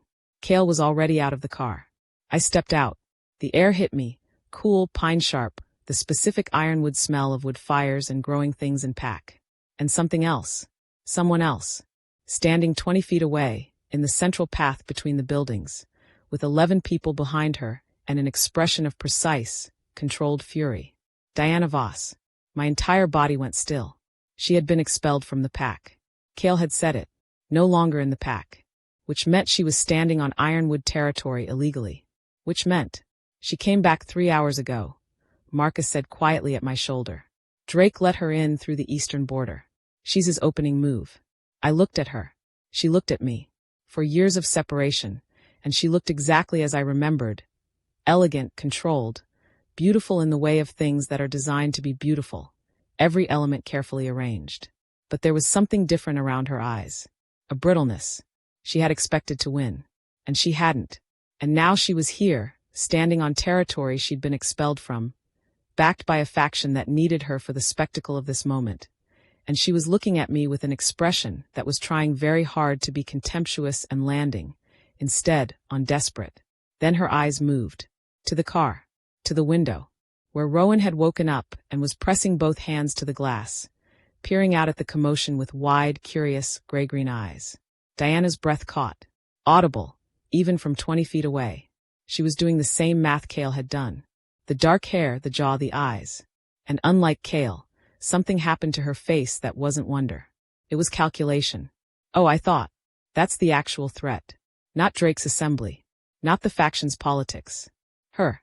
A woman who had burned everything to stop me from having exactly what was in that car. Who had watched 4 years go by and found a way back in. Who was now looking at Rowan with the focused expression of someone realizing that a child is both an obstacle and a weapon, depending on how the next few minutes went. I stepped away from the car, positioned myself between it and Diana Voss. My wolf rose to her feet. Fully, completely, no hesitation. You shouldn't be here, I said. Diana's eyes moved back to mine. Ilara, she said, like we were acquaintances. Like 4 years hadn't happened. You are in violation of your expulsion order, I said. You have approximately 2 minutes before Cale decides how to handle that. And I would strongly suggest that before those 2 minutes are up, you think very carefully about what you're hoping to accomplish, and what it will cost you. I only want to talk. You want an audience, I said. You've brought 11 people as an audience. Whatever script you're working from, whatever Drake has planned for this moment. I want you to understand that I have been standing on my own 2 feet for 4 years. And whatever you think I am now, I am not the same person who stood in that hall and watched you burn her life down." Her jaw was tight. "The child," she began, "is none of your concern," I said. "Now or ever." She looked over my shoulder at the car. And I saw it, the thing in her eyes that confirmed everything Saren had told me. She wasn't just threatened by Rowan's existence. She was threatened by what Rowan meant. By what a child standing here in Ironwood, with Cale's eyes in my spine, meant. It meant the story she had tried to write was overwritten. Permanently. Cale moved to stand beside me. The alpha frequency rolled off him. Not aggressive, not theatrical. Just present. A reminder of what he was and what standing next to him meant. "Diana," he said. "Quiet. You need to leave. The council will not hear from you," he said. "You are an expelled member in violation of territorial law. You will be escorted out by border guards and your expulsion conditions will be formally reviewed." He paused. "If you'd like to make this a legal matter, I'm happy to have Marcus arrange that." Diana's composure held. Barely. But she looked at me one more time. And what I saw in her eyes, behind the brittle surface, was something I hadn't expected. Loss. Not power loss. Not political calculation failing. Something more personal and more pathetic and more human than that. She had wanted him. Actually wanted him, maybe, underneath all the strategy. And she was standing here watching the things she had tried to prevent happen in real time. And there was nothing left to do about it. I almost felt something for her. Almost. Then I thought about $12 and a bus ticket and a frozen road and a bathroom floor. And I didn't. She turned. The 11 people behind her shifted, uncertain, their formation dissolving. One by one they peeled away. Diana walked back toward the eastern border without another word. The tension left the air slowly, like weather passing. Cale turned to me. "Are you all right?" he asked. "I'm fine." I turned back to the car. Rowan had both hands on the glass, and his face pressed between them, steaming a small circle of fog onto the window. "Mama," he said, muffled by the glass. "There are so many trees." I opened the car door. He tumbled out and immediately turned a full circle, head tipping back to look at the tree line where it met the purple rose sky. "It smells like you," he told me, "when you come back from your night runs." I crouched down beside him. "Yeah," I said. "It does." He looked at me. "Are we going to run?" he asked. I looked at the forest. I looked at Cale, who was watching Rowan with that open, wrecked expression. I looked at the trees, our trees, the nighttime kind, and I felt the territory hum through the soles of my feet. "Not tonight," I said. "Tonight we get settled." "Tomorrow?" Rowan asked. "Maybe," I said. "We'll see." But my wolf was already running. Already running, through pine dark and moonlight, through 4 years of exile and back again. Back to something that was not the same as what we'd left. Something newer. Something earned. Something that needed to be built very carefully. One ordinary choice at a time. And in the pack that had cast me out and taken me back, in the forest I had run from on a frozen dawn, I made myself a promise. Whatever came next, whatever Drake was building, whatever Assembly Friday brought, I was not here because I had nowhere else to go. I was here because I chose to be. And no one, not Drake, not Diana, not 4 years of damage wearing the shape of pack politics, was ever going to take that from me again. Chapter 10. Friday came like a held breath finally released. The week before it had been dense with quiet preparations. Marcus worked the pack from the inside. Careful conversations, steady reassurances, the slow activation of 230 people who needed only to remember what they already knew about their alpha. Cale moved through Ironwood with a deliberate visibility, present and calm, the steady frequency of a leader who is not hiding from what's coming. And me. I learned the pack again. I walked its paths. I remembered its rhythms. I sat in the communal kitchen with women who had known me before and let the silence between us do the slow work of defrosting. Some of them held eye contact. Some of them looked away. A few, women who had always been quieter than the crowd, who had watched that night in the hall with something unreadable on their faces, came to me privately, in hallways and corners, and said simple, unremarkable things like "I'm glad you're back," that landed with the weight of something much larger. I accepted them. Graciously. Without performance. I was not here to collect apologies. I was here to build something. Rowan was incandescent. He had never once in his 4 years of life been surrounded by others of his kind, and the effect was extraordinary. like watching a plant reach toward light it hadn't known existed. He moved through the Ironwood children's space with his characteristic blend of confidence and curiosity, already deep in a complicated dispute with a 5-year-old named Bram about the superior qualities of his 7-color butterfly versus Bram's drawing of a 3-headed wolf. Both works were objectively excellent, and both boys knew it. Cale watched Rowan when he thought I wasn't looking. I was always looking. I watched him learn the shape of his son in real time. The opinions, the intensity, the way Rowan tilted his head when he was about to say something that would rearrange your understanding of a situation. I watched Cale's face do things he was trying to keep controlled and failing entirely at. I watched him sit cross-legged on the ground to be at Rowan's eye level without anyone asking him to. I watched him listen, fully, completely, the way he had always listened, to a 4-year-old's extensive theories about woodland animals. I was keeping my distance. I needed the distance. Not from fear. From something more careful than fear. The kind of caution you exercise when something matters enough that getting it wrong would be catastrophic. The assembly hall held 200 people. It was nearly full by the time I arrived with Marcus at 7 Friday evening, leaving Rowan in the capable hands of a pack member named Hessa, who had 3 children of her own and had offered warmly, genuinely, without political maneuvering. I sat in the 3rd row. Not beside Cale, who stood at the front. Not hidden in the back. 3rd row. Visible. Present. Drake stood at the podium. He was a compact, sharp-featured man in his late 30s with the kind of groomed, careful appearance that signals someone who thinks a great deal about how he's perceived. He had the attention of the room easily. He had that quality. Saren had been right about that. The ability to make a room feel that he was speaking directly to each of them. I watched his technique. He was good. He laid his case out in 3 careful acts. Cale's leadership decisions framed as a pattern. The Diana situation framed as compromised judgment. And then, with a performance of reluctance that was clearly rehearsed, he mentioned Rowan, a child of unknown standing, raised outside pack bonds, whose existence was concealed for 4 years and whose introduction to Ironwood raises serious questions about alpha transparency and succession stability. The room shifted. I felt it, that anxious collective ripple, the way uncertainty moves through a pack like water through soil. Drake had timed it well, but he had made one significant miscalculation. He thought I was still the woman who had walked out of this kind of room in silence. I stood up. A murmur moved through the assembly. Marcus hadn't told me to do this. Cale hadn't suggested it.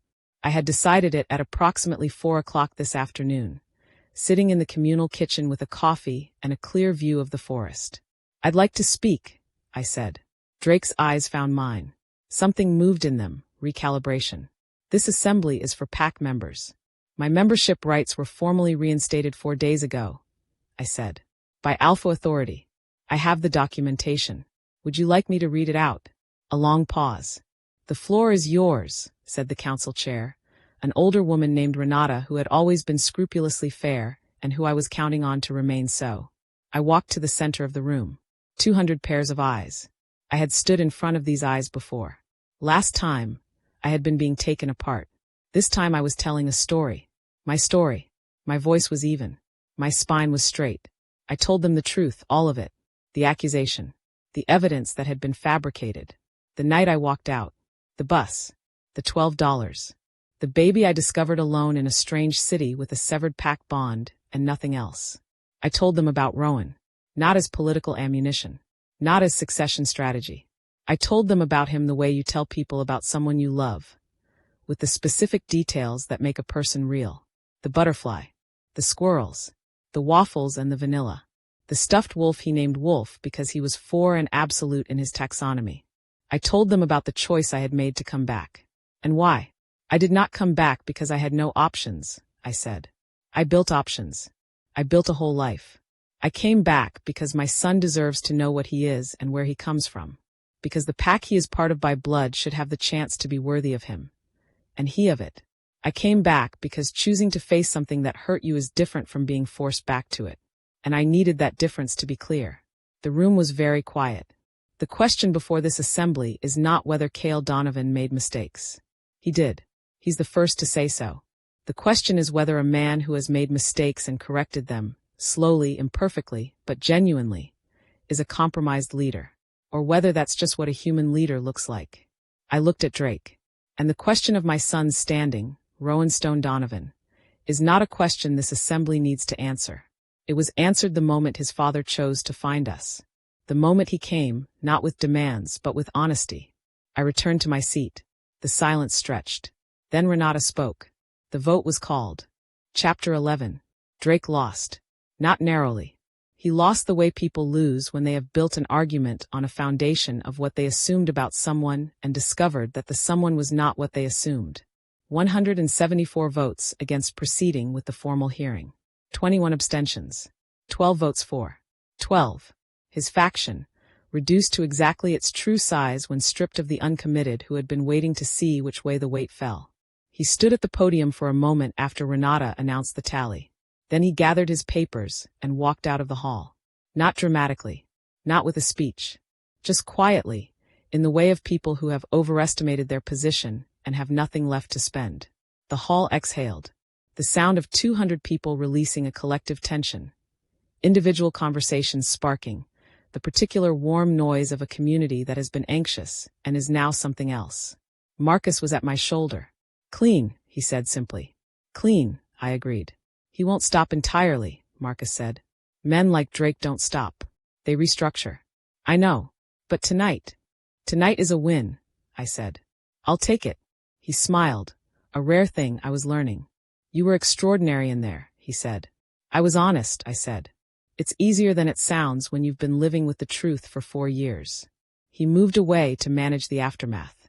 And then Cale was beside me. Not close. Not presuming. Just present. You didn't tell me you were going to do that, he said. No. I would have. I know, I said. That's why I didn't tell you. I looked at him sideways.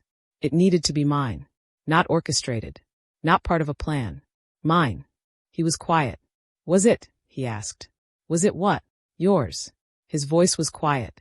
Do you feel like it was yours? Coming here. The decision. I understood the real question underneath. Did you come back for me? Or despite me? Both, I said honestly. It's possible to come back for multiple reasons. Some of them are yours, and some of them are mine and Rowan's. I don't need them to be separate. He absorbed that. What happened to Drake's inside person? I asked. The one who told him you were looking for me. Identified, Cale said. A young pack member named Garrett. He was recruited 6 months ago. He's been removed from any position with information access. A pause. He's young. Genuinely misled, I think. I'm working with him rather than against him. I looked at him. That's either very wise or very soft, I said. Marcus says it's wise, Cale said. My instincts said something else. What changed your mind? You, he said quietly. What you said about Rowan. About giving people the chance to be worthy. He paused. Seemed applicable. I had nothing to say to that. I looked at the hall. At the pack, my pack, the people I had known and lost and was tentatively relearning. At the women from the kitchen. At Marcus moving through the crowd. At the faces that were looking over at me with something that was, slowly, becoming recognition. Not of who I had been. Of who I was now. Come on, I said. Let's get Rowan. Rowan was asleep when we arrived at Hesse's. Sprawled across a couch cushion with Wolf under his chin, having apparently run at full operational capacity until his systems simply powered down. Hesse was in the kitchen, amused. He talked for 3 hours, she said. Solidly. I know everything about the butterfly. I know everything about the squirrel. I know that vanilla is the secret ingredient in waffles. He's a complete person, I said. He really is. She looked at him with genuine warmth. He's wonderful, Alara. I looked at my sleeping son. I know, I thought. Cale picked him up. Just gathered him carefully, like something he had been trusted with and understood the weight of. Rowan stirred briefly, made a sound, and then settled against Cale's shoulder without waking. His dark curls against Cale's dark jacket. His small fist wrapped in the collar of his shirt. He looked right there. That was the thing that broke me, quietly, in Hesse's warm kitchen. He looked right. Like a specific, particular rightness that existed in the arrangement of the two of them. This enormous, careful man and this small, total person. That I had kept separate for 4 years by choice, and by necessity, and by the weight of what had been done. I was not wrong to have kept them separate. I needed to keep that. I had not been wrong. But I was looking at what could have been, and what was, and what might still become. All three at once. And the weight of all three together was extraordinary. I followed them out, into the ironwood night. Stars above the tree line. The pack's fires burning in their low, communal way. The specific hum of pack territory working through the ground, steady as a pulse. Cale looked at me over Rowan's sleeping head. "Elara," he said. I knew the sentence before he finished it. "Not tonight," I said quietly. "Whatever you want to say, not tonight.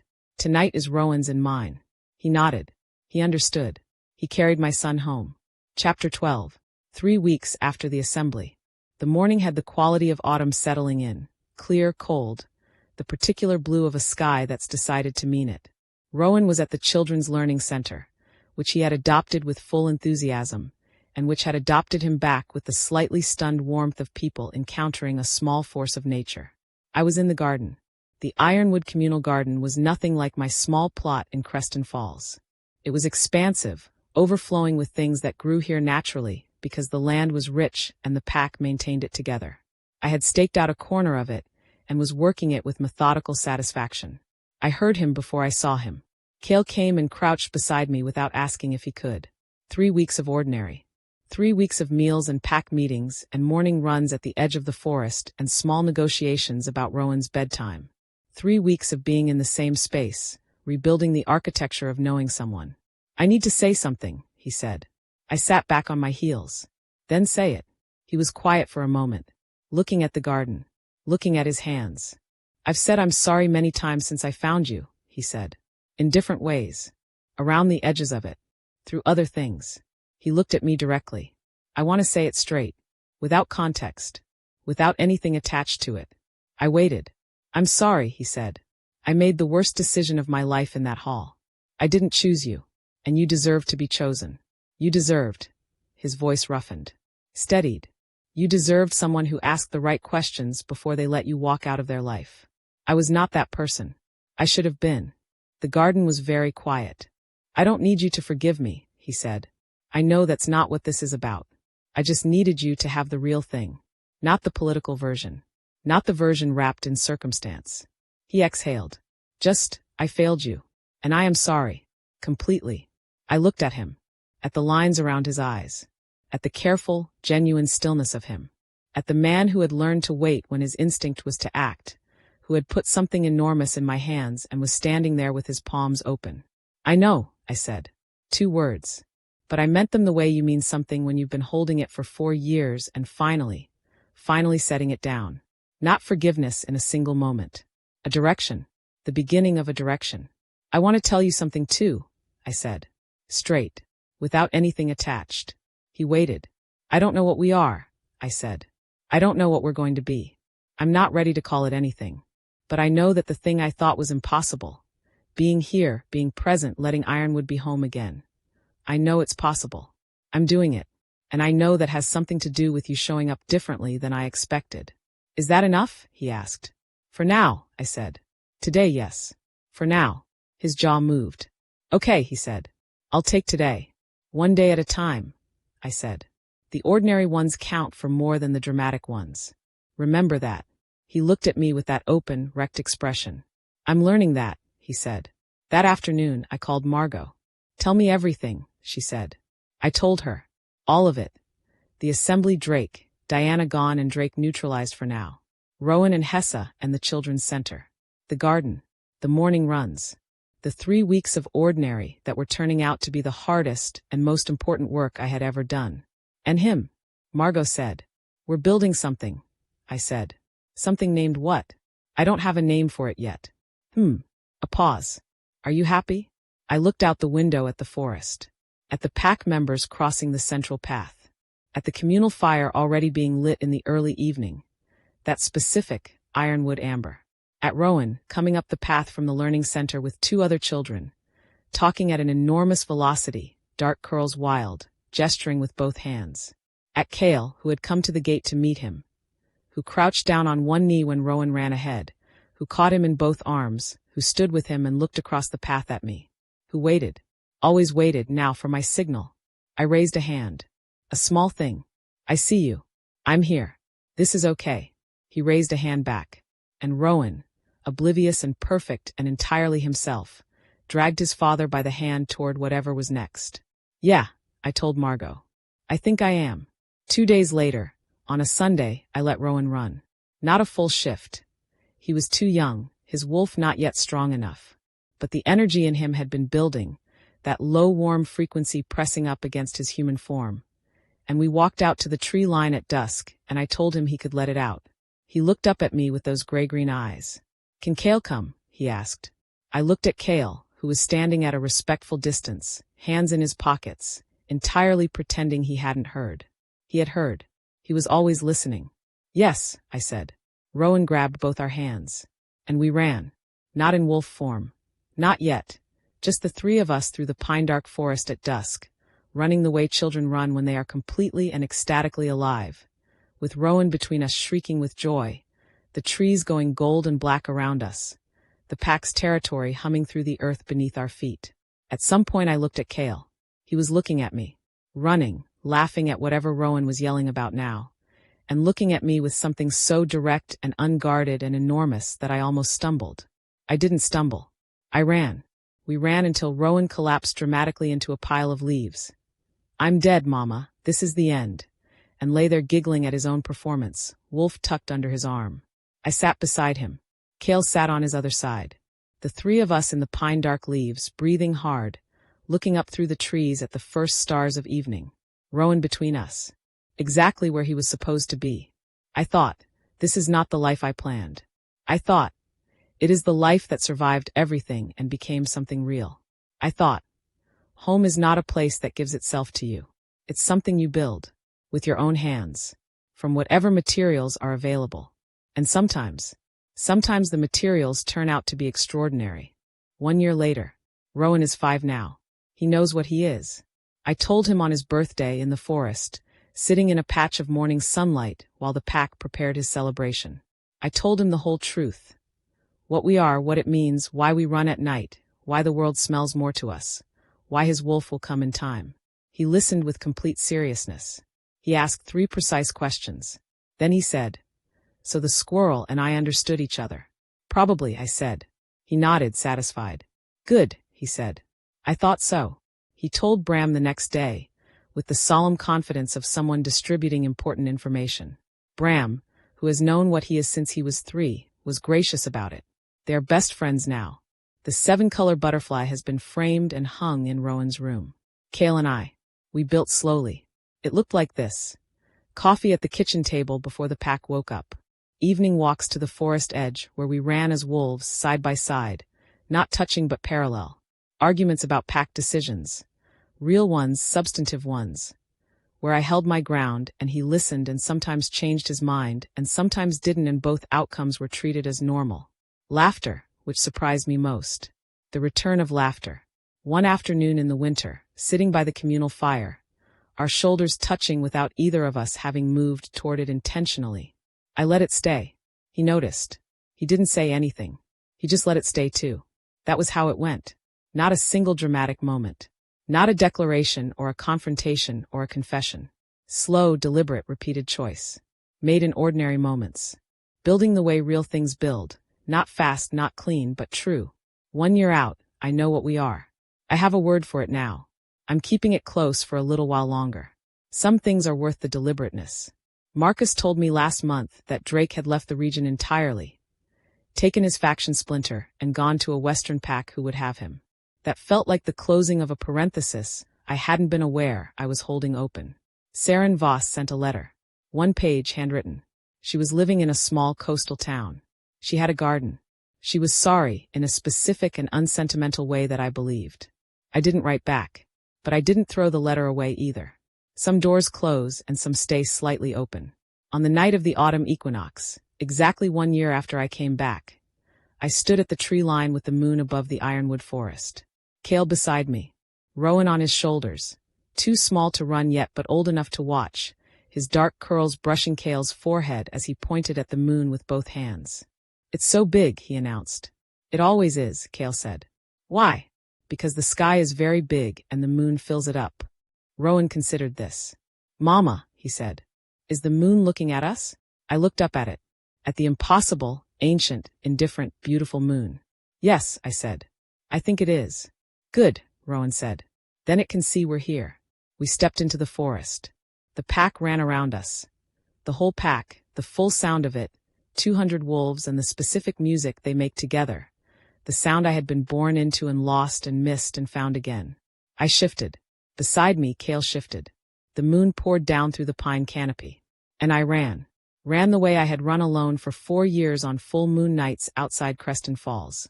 Fast and far and free. Except not alone anymore. Never alone anymore. The night I was banished, I thought it was the end of everything. It wasn't.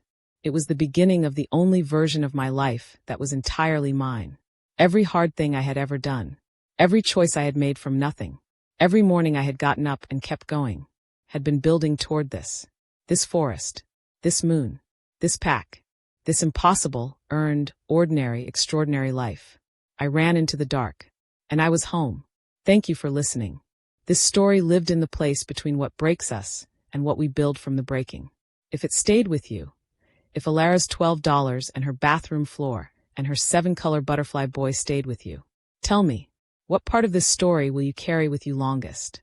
End.